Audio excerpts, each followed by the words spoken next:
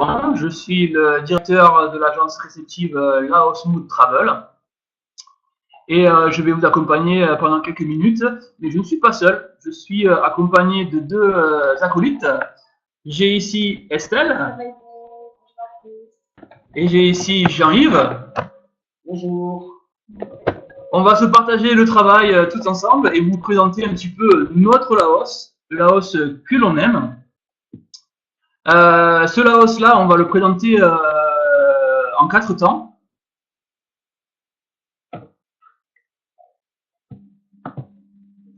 Je vais m'occuper des 2 premières parties. Estelle va conclure avec les 2 dernières. Et Jean-Yves va prendre des notes parce que vous avez l'option de faire un petit peu des questions sur le chat. Donc n'hésitez pas à poser vos questions. Jean-Yves va les noter et on y répondra en fin de présentation. C'est mieux comme ça pour le déroulement. Et puis ceux qui ne veulent pas assister aux questions, comme ça pourront partir.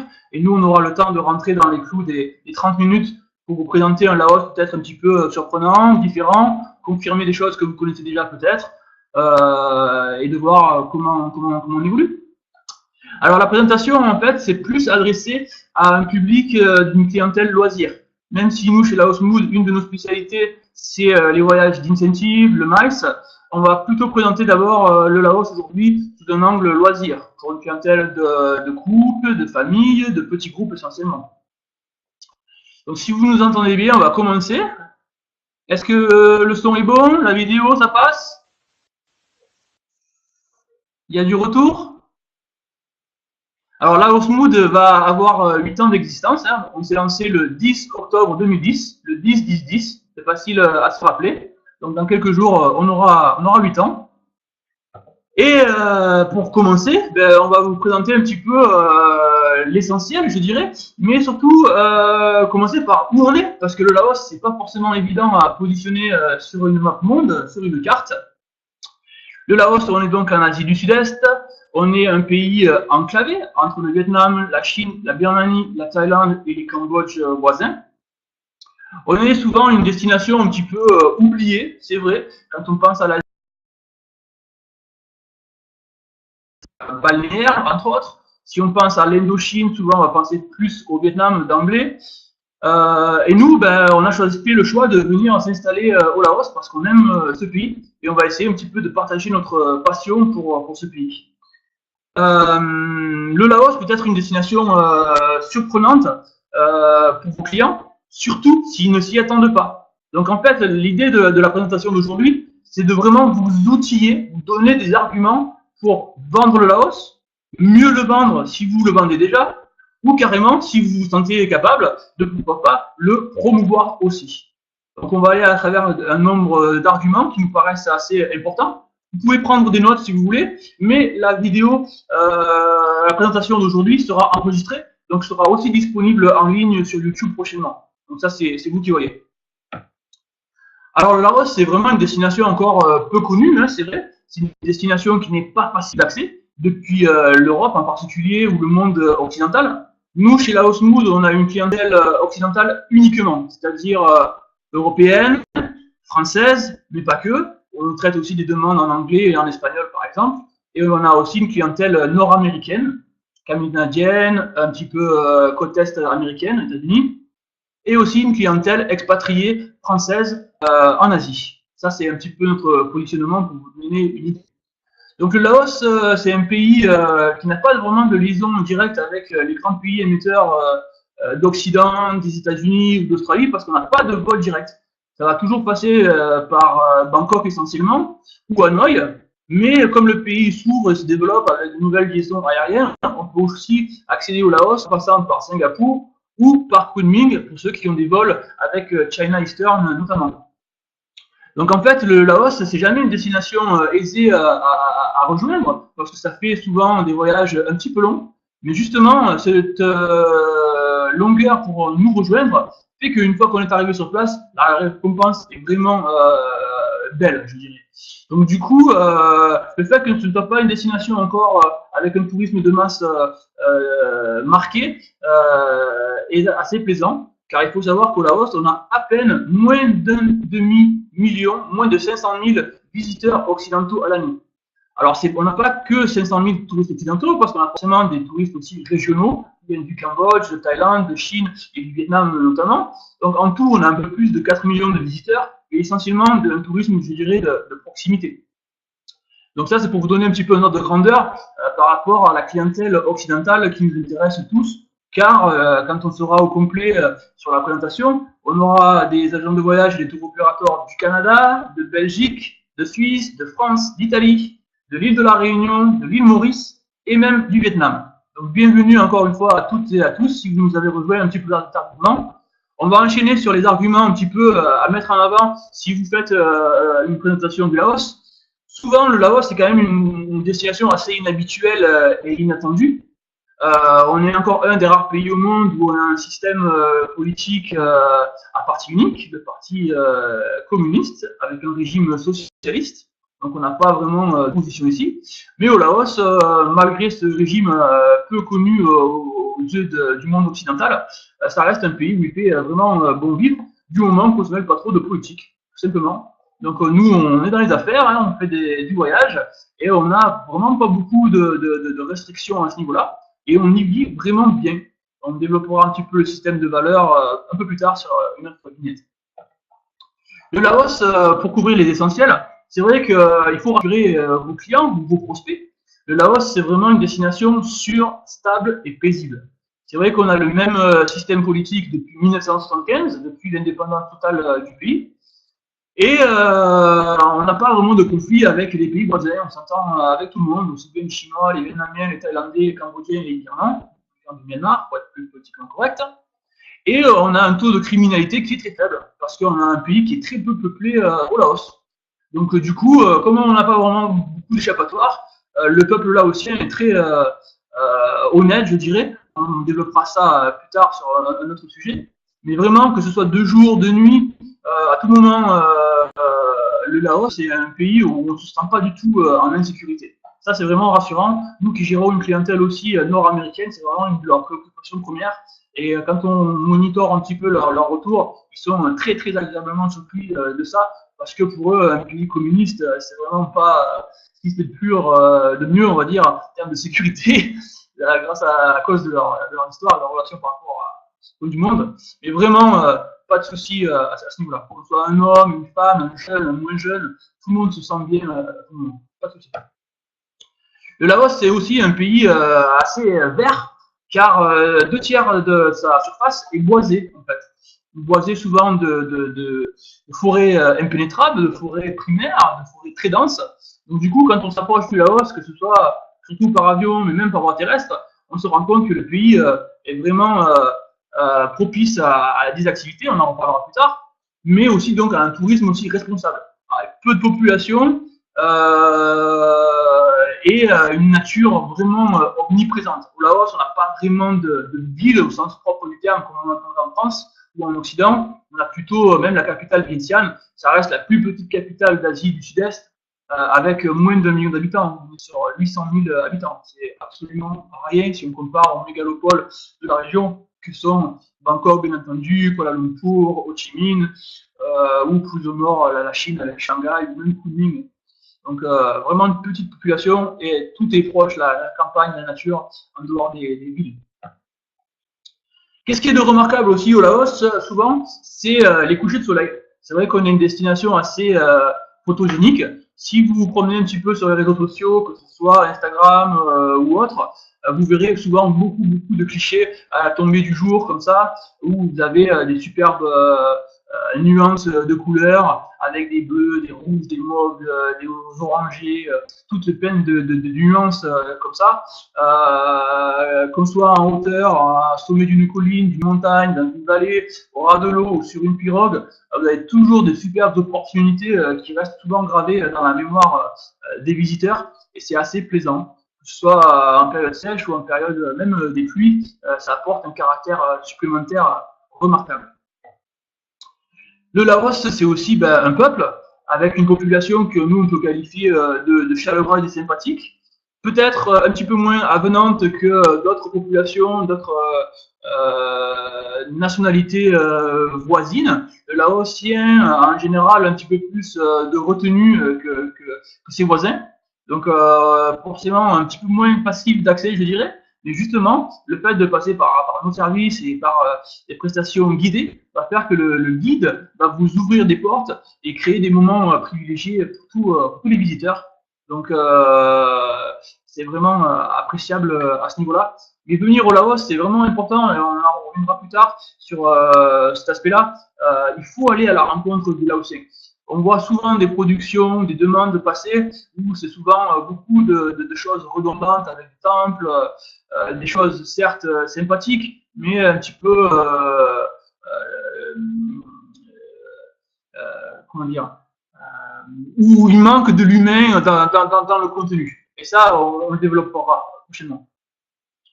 Parler du Laos, souvent, c'est associé très rapidement aussi à la ville du nord du pays qui s'appelle Luang Prabang. Luang Prabang, c'est un petit peu la capitale spirituelle, culturelle du Laos. Historiquement, ça a été longtemps la capitale royale du pays du million d'éléphants. Le nom du Laos avant que les Français le rebaptisent ainsi. Et c'est vrai que depuis 1995, décembre, c'est une ville qui est inscrite au patrimoine mondial de l'humanité.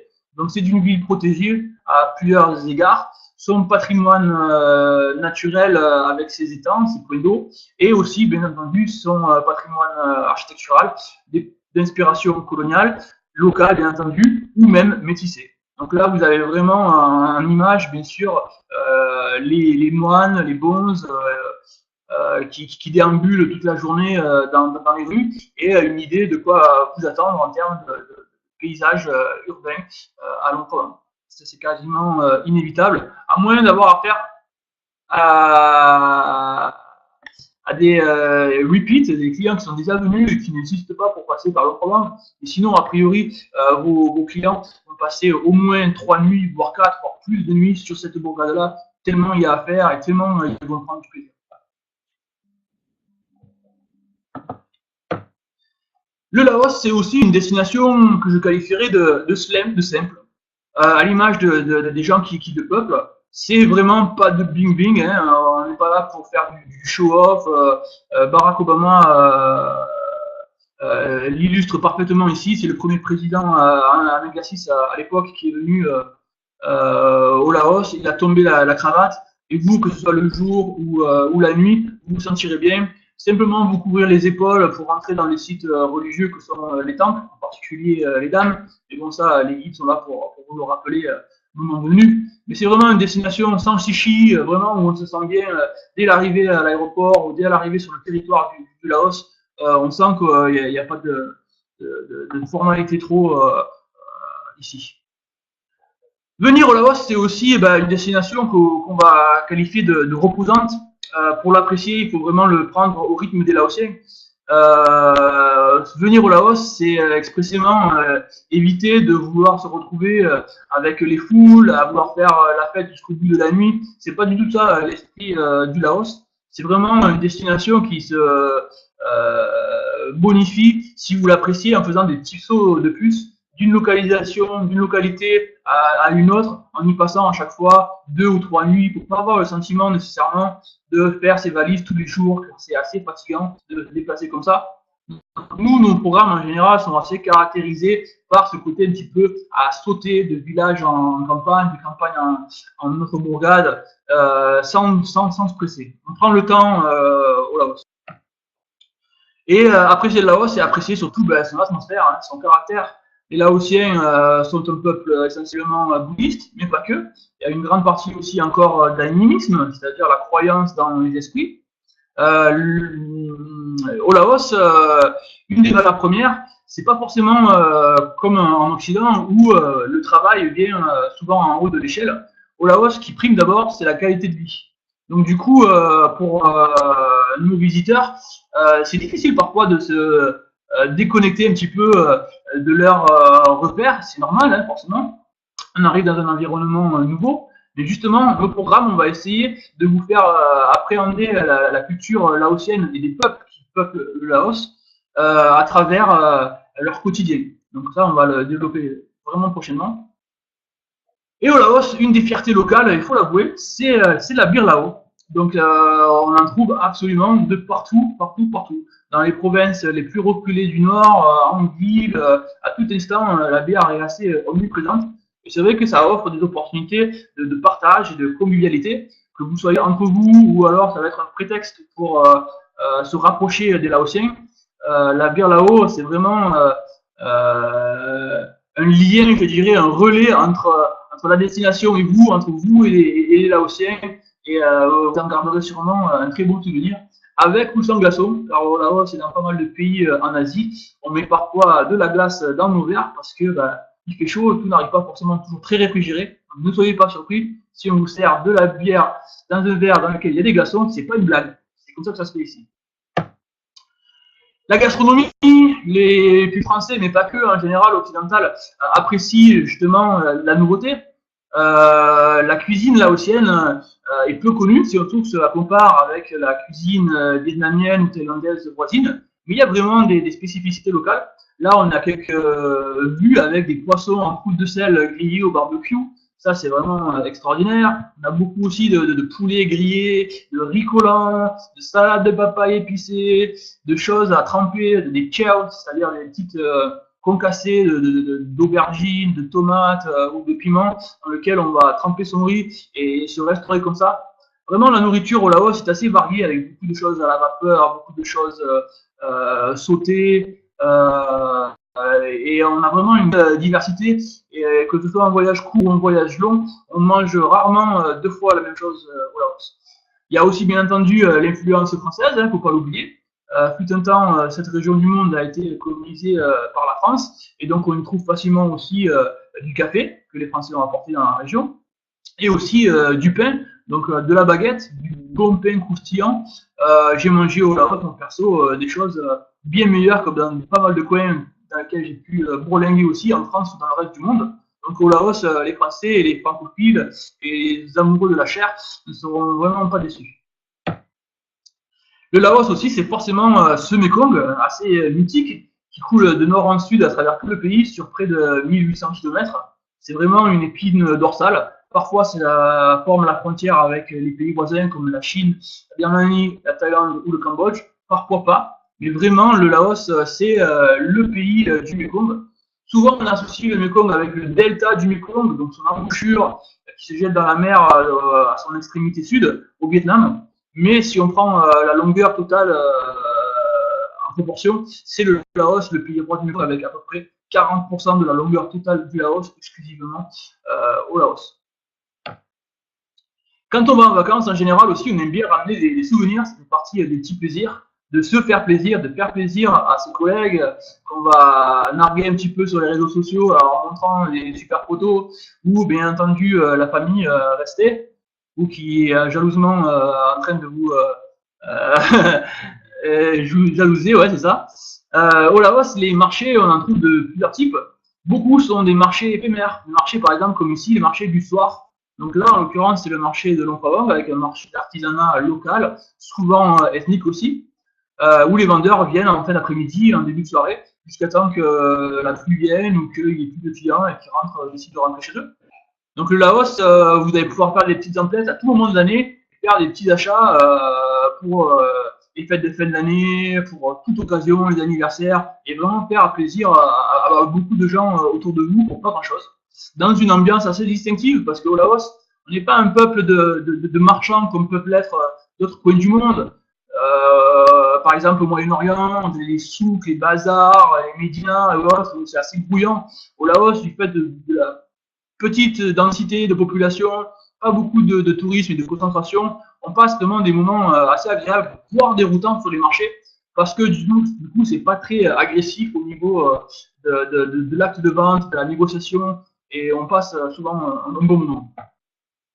Venir au Laos, c'est aussi, comme je disais, un pays très couvert, très vert, donc forcément des activités de plein air, de nature, avec des différents degrés d'intensité, pour tous les goûts. Alors de la tyrolienne, du trekking, bien entendu. Alors au Laos, le trekking, c'est pas vraiment de la difficulté avec beaucoup de dénivelé. On va plutôt être sur de la randonnée active, je dirais, avec des reliefs plus vallonnés que montagneux. Une paire de baskets suffit, on n'a pas besoin d'être équipé avec des chaussures très chères de randonnée de montagne, pas du tout. des ponts suspendus, bien sûr, et passer, pourquoi pas, pour ceux qui le souhaitent, des nuits en canopée. Donc on a à travers le pays quelques sites comme ça qui proposent de dormir à la cime des arbres avec pour liaison des ziplines, comme on dit en anglais, des tyroliennes. C'est à peu près approprié pour tout le monde, du moins qu'on n'a pas peur, évidemment, et qu'on n'est pas trop léger. C'est pas tellement une histoire d'âge, pour pouvoir bien glisser, il faut faire au moins à peu près 25-30 kilos, je dirais, pour un public de famille avec de jeunes adolescents ou des enfants qui sont suffisamment lourds et lestés pour pouvoir se déplacer ainsi. Au Laos, on a aussi forcément de la faune, de la faune sauvage, de la faune domestique. Alors la plus facile d'accès forcément, la plus exotique, parce qu'ils sont assez sympas aussi, c'est les buffles d'eau.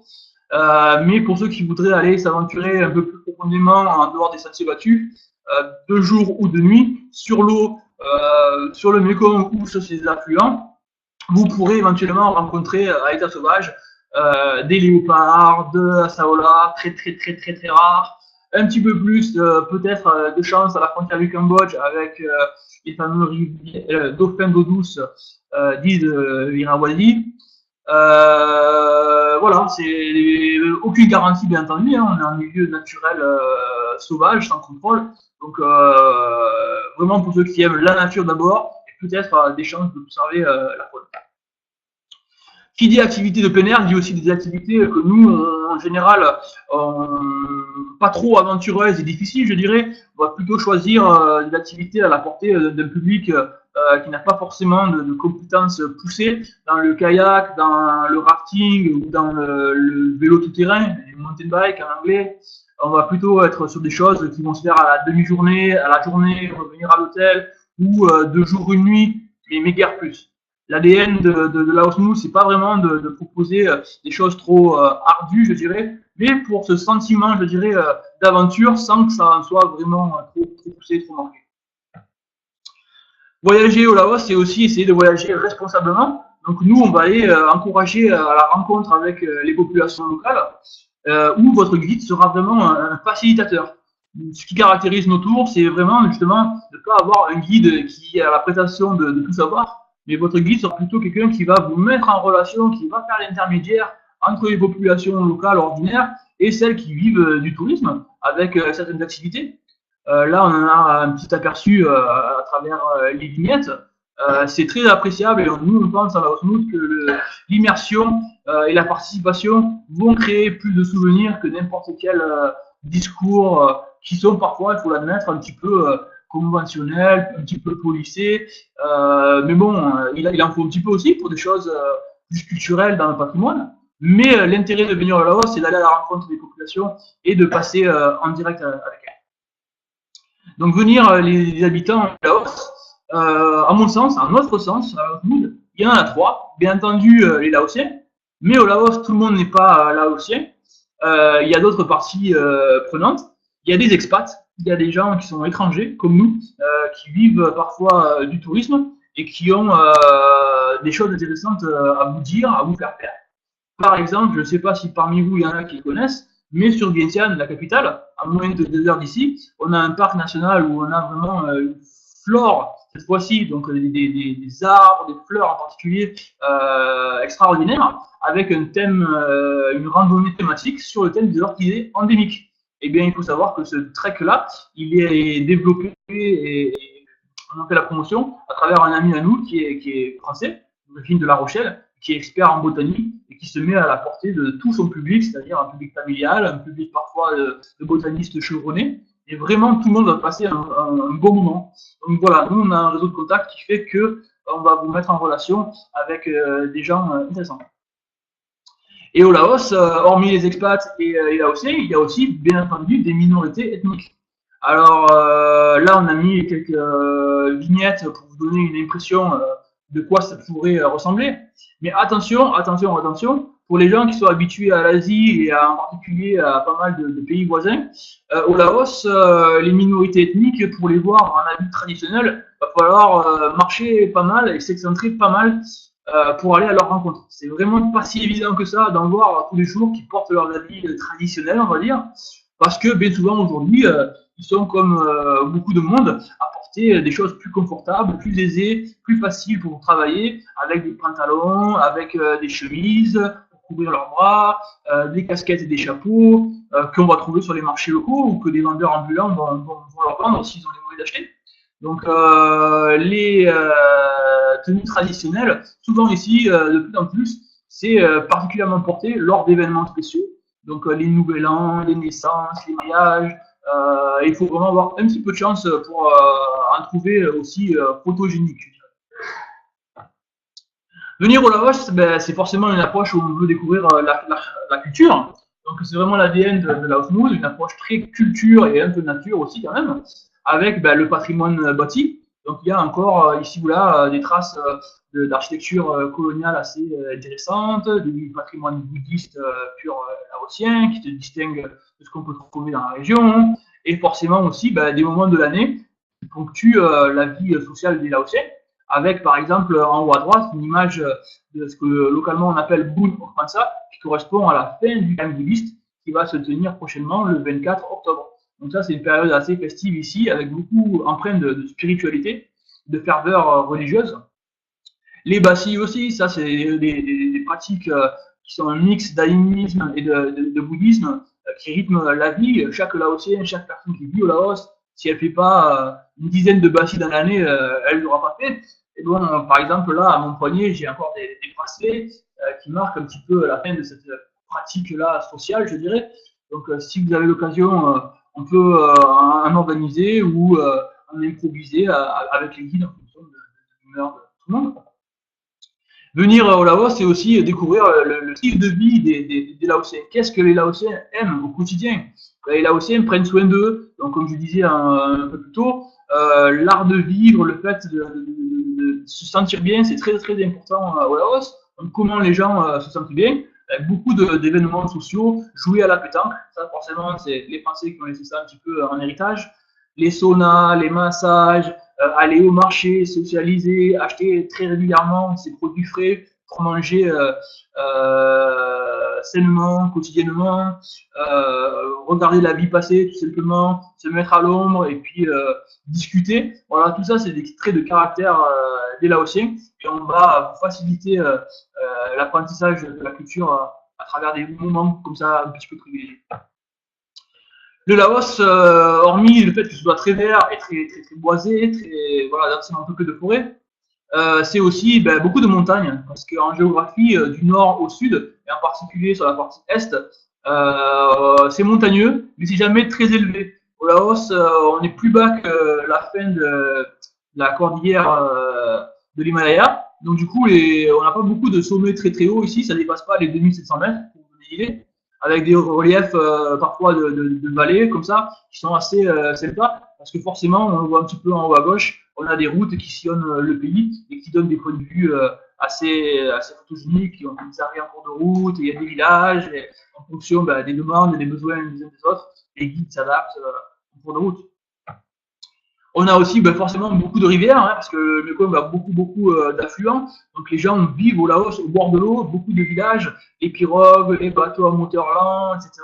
Tout ça, c'est un petit peu des prétextes pour aller faire des belles balades, des excursions, ou carrément pour rejoindre un point à un autre. Au Laos, tout n'est pas forcément accessible par voie terrestre. Il y a des morceaux qu'on peut accéder uniquement par voie d'eau. Donc l'élément eau au Laos est très important, peut-être plus que dans d'autres pays de la région. Alors comment nous, qu'est-ce qui caractérise les produits Laos Mood? Comment nous on est Laos Mood? C'est quoi un petit peu l'ADN, l'essence même de voyager un jour avec nous?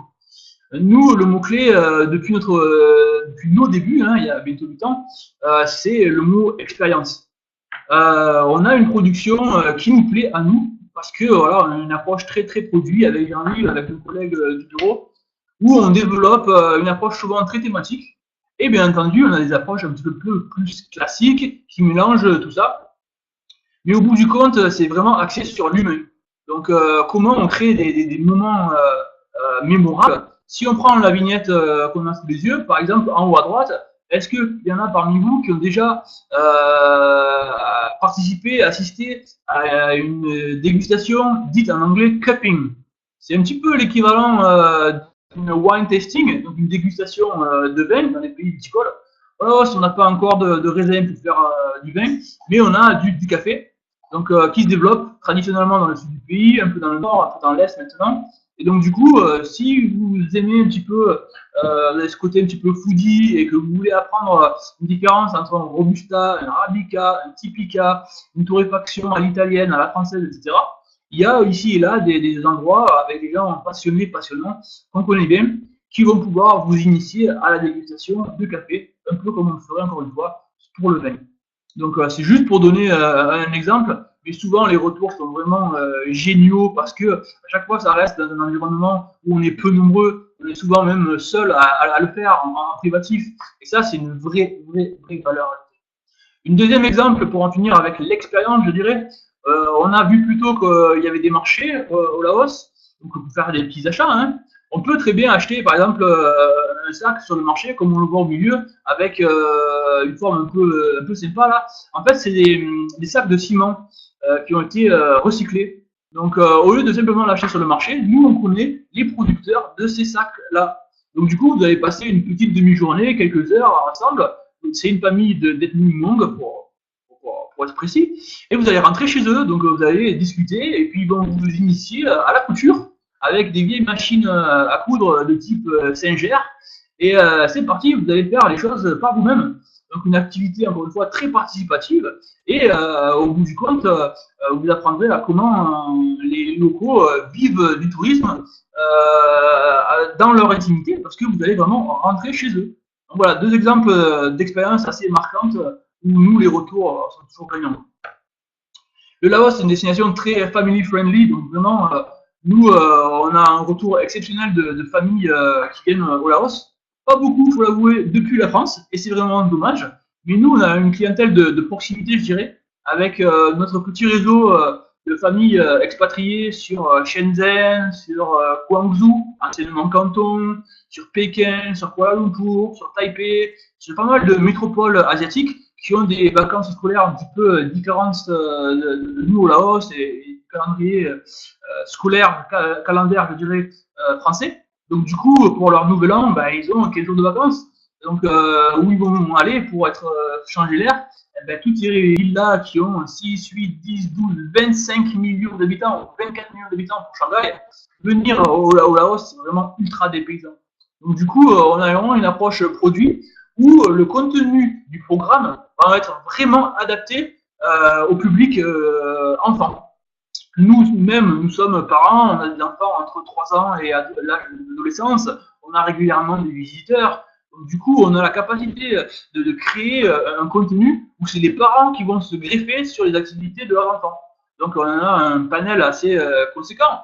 Là, on a juste mis quelques exemples, à faire une tour de, de pirogue la nuit pour aller faire un safari nocturne dans un coin assez reculé du nord-est du Laos et d'essayer d'aller voir un petit peu des sangliers sauvages, d'aller voir des cerfs, d'aller voir peut-être des tigres sauvages, de dormir dans la jungle. C'est vraiment quelque chose d'assez marquant à faire et on avisera le contenu en fonction des éléments que vous, agent de voyage, allez nous communiquer. Le Laos, c'est aussi une destination super plaisante en général pour un public essentiellement homo ou lesbien, LGBTQ pour être complet dans l'appellation.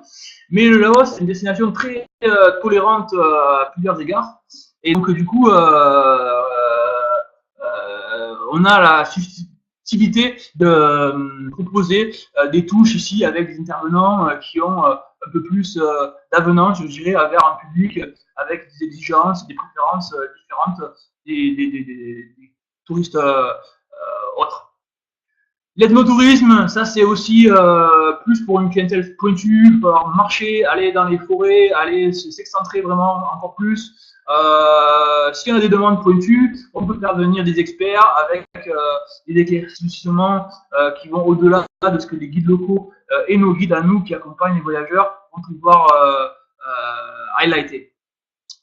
On a une approche aussi thématique avec des tours spécialement conçus pour les demoiselles, pour les dames, avec des activités un peu plus triées sur le volet, je dirais, qui plaisent de plus en petits groupes.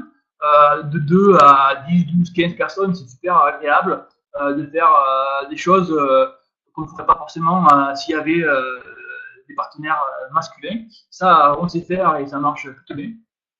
Des tours un petit peu romance aussi, donc là, forcément, les honeymoon, les lunes de miel, les anniversaires de mariage, avec des budgets très raisonnables, pas forcément des choses très luxueuses qui coûtent très cher.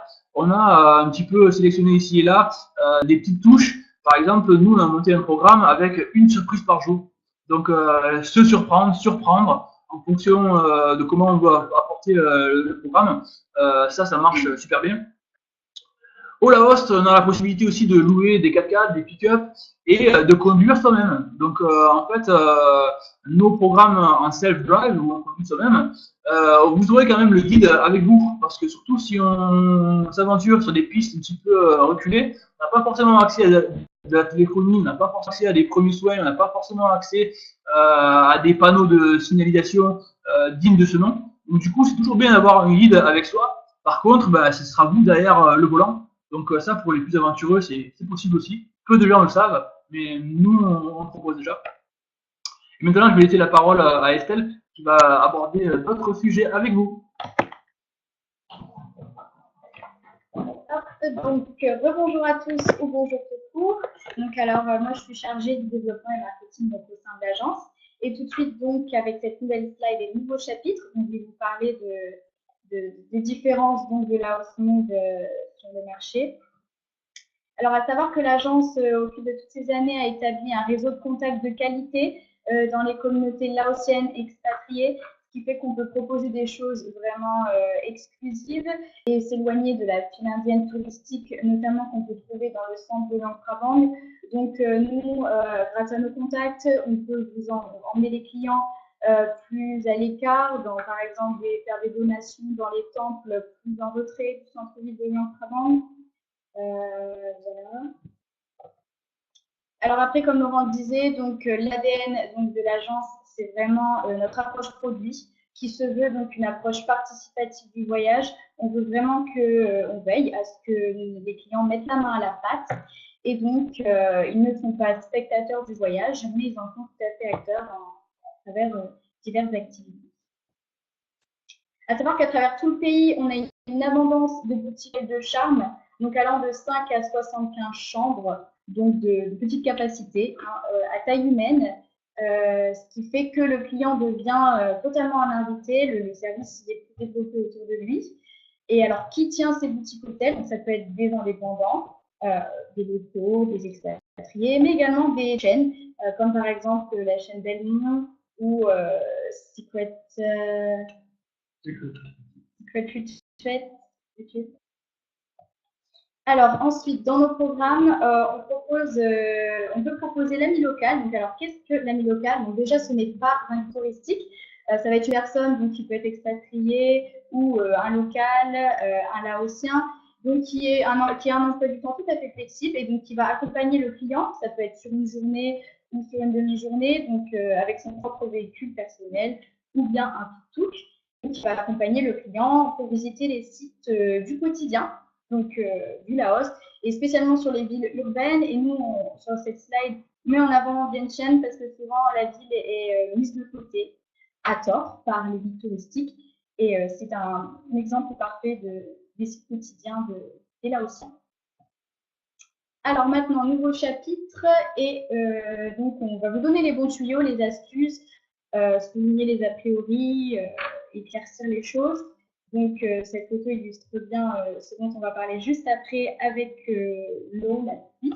Donc la saison des pluies, c'est un mot qui fait peur, mais à savoir qu'au Laos, nous on ne la déconseille pas, cette saison des pluies. Au contraire, donc elle s'étend de mai jusqu'à octobre. Et donc si vos clients sont flexibles, n'hésitez pas à leur proposer cette saison, parce que alors il y a plusieurs avantages. Les prix, notamment donc, de basse saison, sont vraiment avantageux. Ensuite, à savoir que les températures sont clémentes donc, toute l'année. La saison des pluies, c'est quelques averses par-ci par-là, rien de bien méchant. Ensuite, à savoir également que tous les sites touristiques sont ouverts. Il n'y a pas, par exemple, par octobre tout ferme. Non, tout est ouvert toute la longueur de l'année. Ça ne pose aucun souci. Donc voilà, le Laos, nous, on le propose toute l'année. Alors ensuite, dans nos programmes, donc lorsque les dîners ou déjeuners ne sont pas pris en compte, on fait des recommandations culinaires. Donc on peut recommander du contenu de l'assiette jusque la chaise à laquelle s'asseoir, la table la mieux placée dans le restaurant. À savoir qu'on oriente donc nos recommandations en fonction du type de la clientèle. Si ça va être un groupe, un petit groupe, on va savoir que tel ou tel restaurant est mieux. Donc ça, c'est un argument de vente. Voilà, on ne recommande pas pour rien. Ou par exemple, si c'est pour un couple ou une famille, voilà, ça va à chaque fois être orienté en ce sens.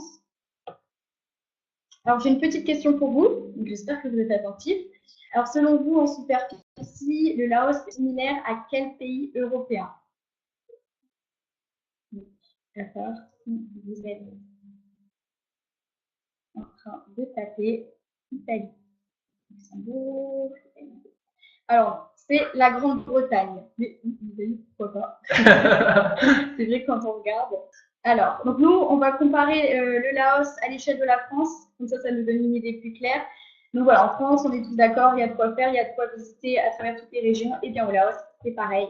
À savoir, parce que beaucoup de guides touristiques, beaucoup d'agences vous combinent le Laos avec les pays voisins, alors que le Laos, en long, en large, en travers, on arrive, on paye le visa. Donc pour les Français, c'est 30 $. Donc il y a largement de quoi rentabiliser le séjour par 10 jours, 7 jours, 12 jours, même plus.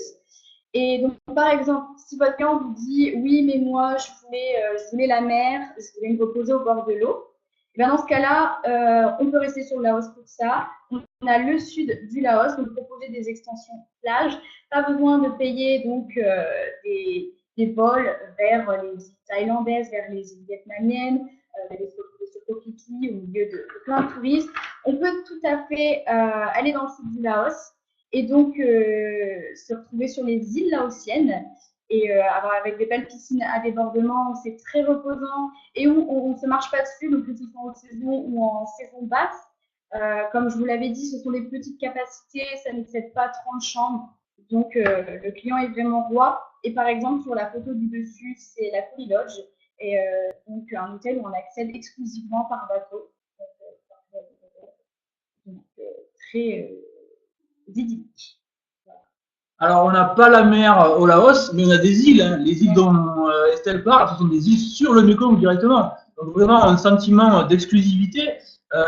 Et aussi, ceux qui veulent se faire du farniente, on ne se marche pas les uns sur les autres.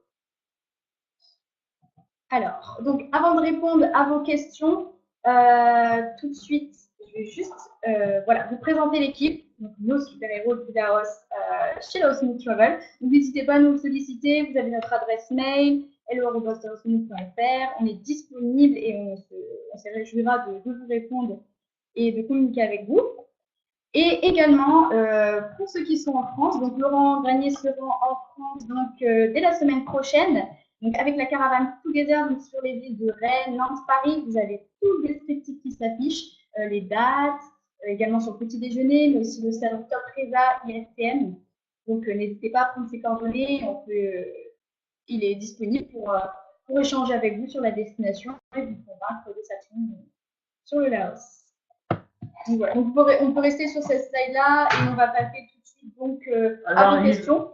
C'est Jean-Yves qui a pris il a pris note tout au long de la présentation. Bonjour. Donc j'ai relevé 4 questions pendant notre présentation. Donc il y a une question de Clémence qui demandait où est-ce qu'on peut faire du trek. Alors le pays se prête au trek du nord au sud. Le nord est plus abrupt, c'est plus les paysages de montagne avec les étés dont parlait Laurent et un lifestyle local pour découvrir la vie locale, comment vivent les gens à la campagne, etc. On peut en faire à Luang Namta qui a été le premier site d'écotourisme à travers le pays. On peut en faire dans des provinces plus centrales du nord comme Udomsa ou Pongsali, ou encore si on veut pas s'éloigner trop de Luang Prabang qui est la capitale spirituelle du pays.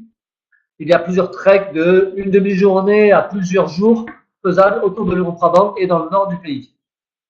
Ici, pour ceux qui vont dans le centre du pays, à Vientiane, il y a le parc de Pukaokwai qui est à 1h30 de route, où on peut organiser un trek avec soit à la journée, soit sur 2 jours ou 3 jours, avec un focus notamment sur les orchidées et les plantes de la région. Mais on peut aussi se faire des treks dans le centre du pays, au milieu des reliefs karstiques, ou dans le sud du Laos, dans le plateau des Boloven, où on peut découvrir tout ce qui est plantation de thé, plantation de café, différentes ethnies qui sont moins connues que celles du Nord. On peut aussi se faire des treks le long de la chaîne anémitique où il y a plusieurs randonnées possibles. Ça va, comme je disais, de une journée à plusieurs jours, après selon votre disponibilité et votre endurance, en sachant que le Nord est plus abrupt. On avait aussi une autre question de Amandine à propos des écologes. Est-ce qu'il y a des vrais écologes au Laos? Alors, c'est une définition qui peut prêter à discussion, je dirais. Disons qu'il y a le boat landing dans le nord, Namkatolapa aussi dans la région de Lomsei, qui sont réputés pour leur engagement vis-à-vis des communautés locales, vis-à-vis de l'environnement, vis-à-vis de leur région et de l'économie locale. Et dans le sud du pays, on a le Kingfisher Ecolodge sur le parc de Sepian, qui est une zone de biodiversité reconnue par WWF et WCS et IUCN. Et sinon, tout au long des randonnées que vous pouvez faire dans le pays, il y a aussi ce qu'on appelle les homestays, dormir chez l'habitant ou dans des fermes responsables, organiques, où c'est pas des écologues dans le sens où on pourrait le définir, mais c'est des très grandes expériences et c'est aussi des expériences qui soutiennent les populations locales et qui sont responsables. Fanny Laurent demandait où est-ce qu'on pouvait faire un safari au Laos. Alors, il n'y a pas de safari comme nous on peut l'entendre en Afrique, hormis dans la région dans le nord-est du pays, dans le parc de Namek Phuloy, où il reste les derniers tigres d'Indochine, et où WCS, en partenariat avec plusieurs villages, a monté un circuit de 2 jours et 1 nuit en bateau et randonnée, facile, accessible d'un enfant de 8 ans jusqu'à une personne de 77 ans.